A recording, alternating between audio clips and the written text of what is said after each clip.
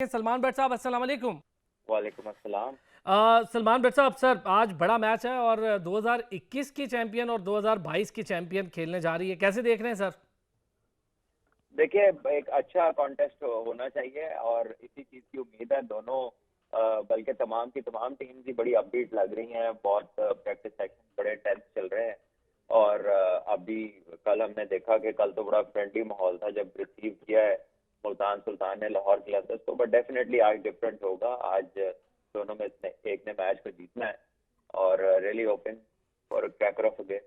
अच्छा ये बताएं भट्ट साहब जल्दी से कि कोयटा ग्लैडिएटर कैसे देख रहे हैं, क्योंकि पिछले दो एक सीजन उनके लिए बहुत वर्स्ट गुजरे हैं और पिछला तो खैर काफी बुरा रहा कोयटा के लिए खास तौर पे और कराची के लिए। इन दो को कैसे देख रहे हैं? बाबर आजम अब आ चुके हैं जलमे में।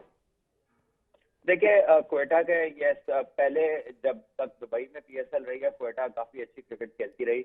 जब शिफ्ट आया वेन्यू का तो ऐसा लगा कि क्वेटा का जो कॉम्बिनेशन था वो सूट नहीं कर पा रहा था। पाकिस्तान में बहुत अच्छी बैटिंग पिचेस थी और उनके पास एक्सपीरियंस बॉलिंग नहीं थी। लेकिन अब भी रिसेंटली आप देखेंगे एक दो साल में नसीम शाह ने काफी क्रिकेट खेली, हसनैन काफी क्रिकेट खेल गए, काफी एक्सपीरियंस इन दोनों को हो गया।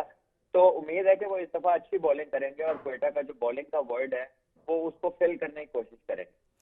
ठीक है भट्ट साहब, बहुत शुक्रिया सर।